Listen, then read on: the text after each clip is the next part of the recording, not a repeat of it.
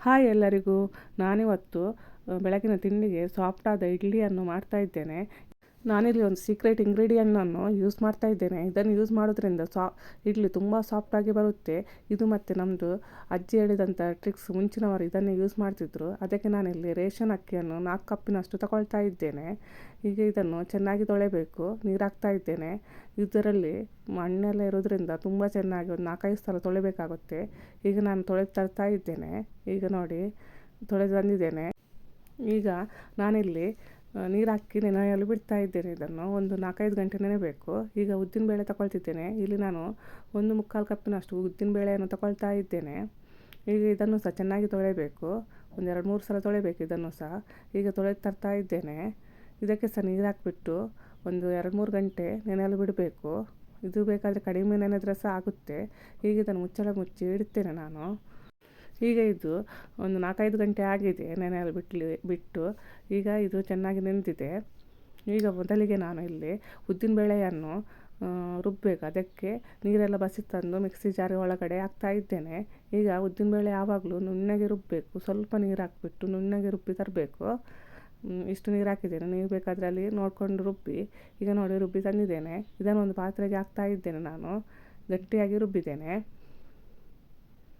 ಈಗ ನಾನು ಇಲ್ಲಿ ಅಕ್ಕಿ ಸಾಗೆ ನೀರು ಬಸಿ ತರ್ತಾ ಇದ್ದೇನೆ. ಈಗ ತಂದಿದ್ದೇನೆ ನೀರು ಬಸಿದು. ಇದನ್ನು ಸಹ ಮಿಕ್ಸಿ ಜಾರ್ಗೆ ಹಾಕಬೇಕು. ಈಗ ನಾನು ಅದೇ ಮಿಕ್ಸಿ ಜಾರ್ಗೆ ಹಾಕ್ತಾ ಇದ್ದೇನೆ. ಈಗ ಮಿಕ್ಸಿ ಜಾರ್ಗೆ ಹಾಕಿದ್ದೇನೆ. ಈಗ ನೋಡಿ, ನಾನು ಸೀಕ್ರೆಟ್ ಇಂಗ್ರೀಡಿಯೆಂಟ್ಸನ್ನು ಯೂಸ್ ಮಾಡ್ತಿದ್ದೇನೆ. ಇದು ಏನಂತ ಹೇಳಿದರೆ, ನಾವೀಗ ಇವತ್ತು ಇಡ್ಲಿ ಮಾಡೋದಿದ್ದರೆ ಮೊನ್ನೆ ದಿವಸದ್ದು ಯಾವುದಾದ್ರು ದೋಸೆ ಇಟ್ಟಿರ್ಬೋದು, ಇಡ್ಲಿ ಹಿಟ್ಟನ್ನು ತೆಗೆದಿಡಬೇಕು. ಅದಕ್ಕೆ ಸ್ವಲ್ಪ ತೆಂಗಿನದ್ದು ನೀರನ್ನು ಸಹ ಸೇರಿಸಬೇಕು. ನಾನಿಲ್ಲಿ 1 ತೆಂಗಿನಕಾಯಿ ಅಲ್ಲ, 2 ತೆಂಗಿನಕಾಯಿಯದ್ದು ನೀರನ್ನು ಸೇರಿಸ್ತಾ ಇದ್ದೇನೆ. ಯಾಕಂತೇಳಿ ಸ್ವಲ್ಪ ಇರುತ್ತೆ ತೆಂಗಿನಕಾಯಿಯದ್ದು ನೀರು, ಅದಕ್ಕೋಸ್ಕರ. ನೀವು ಬೇಕಾದರೆ ತುಂಬ ಜಾಸ್ತಿ ನೀರಿದ್ದರೆ ಒಂದು ಸಹ ಯೂಸ್ ಮಾಡ್ಬೋದು. ಈಗ ಇದನ್ನು ಸ್ವಲ್ಪ ಫಿಲ್ಟರ್ ಮಾಡ್ತಾ ಇದ್ದೇನೆ. ಕಸ ಎಲ್ಲ ಬಿದ್ದಿರುತ್ತಲ್ಲ ತೆಂಗಿನಕಾಯಿಯದ್ದು, ಅದಕ್ಕೆ. ಅದನ್ನು ಸಹ ಇದರ ಹಿಟ್ಟಿನ ಜೊತೆಗೆ ಮಿಕ್ಸ್ ಮಾಡ್ತಾ ಇದ್ದೇನೆ. ಮತ್ತು 1 ಸ್ಪೂನಿನಷ್ಟು ಸಕ್ಕರೆ ಹಾಕಿಬಿಟ್ಟು ಚೆನ್ನಾಗಿ ಮಿಕ್ಸ್ ಮಾಡಬೇಕು. ಈಗ ಮಿಕ್ಸ್ ಆಗಿದೆ. ಇದನ್ನು ಇಡಬೇಕು. ಇದನ್ನು ಅಕ್ಕಿ ನೆನೆಲಿಕ್ಕೆ ಇಡ್ತೇವಲ್ಲ, ಅದರದ್ದು ಹಿಂದಿನ ದಿವಸ ಈ ರೀತಿ ಮಾಡಿ ಇಡಬೇಕು. 1 ದಿವಸ ಮುಂಚೆ ಮಾಡಿ ಇಡಬೇಕು. ಇವತ್ತು ಅಕ್ಕಿ ನೆನೆಯೋದಾದರೆ ಹಿಂದಿನ ದಿವಸ ಮಾಡಿ ಇಡಬೇಕು. ಈಗ ಇದನ್ನು ಸಹ ಸ್ವಲ್ಪ ನೀರು ಹಾಕಿಬಿಟ್ಟು ಹಾಕ್ತಾ ಇದ್ದೇನೆ. ಈಗ ನೋಡಿ, ಇದನ್ನು ಅಕ್ಕಿಯನ್ನು ರುಬ್ಬಿ ತರಬೇಕು. ಇದನ್ನು ಸ್ವಲ್ಪ ತರಿತರಿಯಾಗಿ ರುಬ್ಬಿ ತಂದರೆ ಸಹ ಆಗುತ್ತೆ. ನೋಡಿ, ನಾನು ಈ ರೀತಿಯಾಗಿ ಸ್ವಲ್ಪ ತರಿತರಿಯಾಗಿ ರುಬ್ಬಿ ತಂದಿದ್ದೇನೆ. ಈಗ ಇದನ್ನು ಉದ್ದಿನಬೇಳೆ ಹಿಟ್ಟಿಗೆ ಮಿಕ್ಸ್ ಹಾಕ್ತಾ ಇದ್ದೇನೆ. ಈಗ ಇದನ್ನು ಚೆನ್ನಾಗಿ ಮಿಕ್ಸ್ ಮಾಡಬೇಕು. ಸ್ವಲ್ಪ ನೀರು ಹಾಕಿದ್ದೇನೆ ಮಿಕ್ಸಿ ತೊಳೆದದ್ದು. ಈಗ ಇದನ್ನು ಚೆನ್ನಾಗಿ ಮಿಕ್ಸ್ ಮಾಡಬೇಕು. ಒಂದೇ ಡೈರೆಕ್ಷನಲ್ಲಿ ಮಿಕ್ಸ್ ಮಾಡ್ತಾ ಇರಬೇಕು. ನೋಡಿ, ಈ ರೀತಿಯಾಗಿ ಉದ್ದಿನಬೇಳೆ ಮತ್ತು ಅಕ್ಕಿ ಹಿಟ್ಟು ಚೆನ್ನಾಗಿ ಮಿಕ್ಸ್ ಆಗಬೇಕು. ಅಷ್ಟರ ತನಕ ನಾವು ಚೆನ್ನಾಗಿ ಇದನ್ನು ಮಿಕ್ಸ್ ಮಾಡಬೇಕು. ಈಗ ಇದನ್ನು ಇಡ್ತಿದ್ದೇನೆ ನಾನು ನೈಟ್. ಈಗ ಬೆಳಗ್ಗೆ ಆಗಿದೆ. ಈಗ ಇದಕ್ಕೆ ನಾನು ಇಲ್ಲಿ ಉಪ್ಪು ಹಾಕ್ತಿದ್ದೇನೆ. ಚೆನ್ನಾಗಿ ಉದುಗಿ ಬಂದಿದೆ. ಈಗ ಇದನ್ನು ಒಂದು ಸಲ ಮಿಕ್ಸ್ ಮಾಡಬೇಕು ಚೆನ್ನಾಗಿ. ನೋಡಿ, ಕ್ರೀಮ್ ಥರ ಆಗಬೇಕು. ಮರುದಿವಸ ಈ ರೀತಿ ಕ್ರೀಮ್ ಥರ ಬಂದಿದೆ. ಈಗ ಇದಕ್ಕೆ ನಾನು ಒಂದು ಇಡ್ಲಿ ಮೌಲ್ಡನ್ನು ತಗೊಂಡಿದ್ದೇನೆ. ಈ ಇಡ್ಲಿ ಮೌಲ್ಡಿಗೆ ಸ್ವಲ್ಪ ಎಣ್ಣೆ ಹಾಕಿಬಿಟ್ಟು, ಎಲ್ಲದಕ್ಕೆ ಸಹ ಎಣ್ಣೆ ಹಾಕಬೇಕು.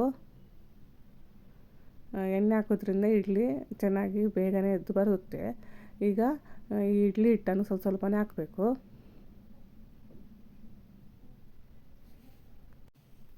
ಈಗ ನಾನು ಎಲ್ಲದಕ್ಕೆ ಸಹ ಹಾಕ್ತಾ ಇದ್ದೇನೆ ಇಡ್ಲಿ ಹಿಟ್ಟನ್ನು. ನನ್ನ ಹತ್ರ ಇಲ್ಲಿ 3 ಇಂಥದ್ದು ಪ್ಲೇಟ್ ಇದೆ. ಎಲ್ಲದಕ್ಕೆ ಸಾಕಿಟ್ಟಿದ್ದೇನೆ. ಈಗ ನಾನು ಮೊದಲೇ ನೀರು ಬಿಸಿಗೆ ಇಟ್ಟಿದ್ದೇನೆ. ಈಗ ನೀರು ಬಿಸಿಯಾಗಿದೆ. ಈಗ ಒಂದೊಂದೇ ಮೌಲ್ಡನ್ನು ಇಡೋಣ. ಇಟ್ಬಿಟ್ಟು 10 ನಿಮಿಷ ಇದನ್ನು ಬೇಯಿಸಬೇಕು. ಅದಕ್ಕಿಂತ ಜಾಸ್ತಿ ಬೇಯಿಸಬಾರ್ದು, ಅದಕ್ಕಿಂತ ಕಡಿಮೆ ಸಹ ಬೇಯಿಸಬಾರ್ದು. ಒಂದು 8ರಿಂದ 10 ನಿಮಿಷ ಬೇಯಿಸಿದರೆ ಸಾಕಾಗುತ್ತೆ. ಅದಕ್ಕಿಂತ ಜಾಸ್ತಿ ಬೇಯಿಸಿದರೆ ಗಟ್ಟಿಯಾಗುತ್ತೆ. ಈಗ ಇಡ್ಲಿ ಆಗಿದೆ, 10 ನಿಮಿಷ ಆಗಿದೆ. ಎಷ್ಟು ಚೆನ್ನಾಗಿ ಬಂದಿದೆ ನೋಡಿ. ನೋಡಿ, ಎಷ್ಟು ಸ್ಮೂತಾಗಿ ಬಂದಿದೆ ಇಡ್ಲಿ. ಚೆನ್ನಾಗಿ ಬಂದಿದೆ. ನನ್ನ ಈ ಟ್ರಿಕ್ಸ್ ಇಷ್ಟ ಆಗಿದ್ದರೆ ಲೈಕ್ ಮಾಡಿ, ವಿಡಿಯೋನ ಶೇರ್ ಮಾಡಿ, ಸಬ್ಸ್ಕ್ರೈಬ್ ಮಾಡಿ.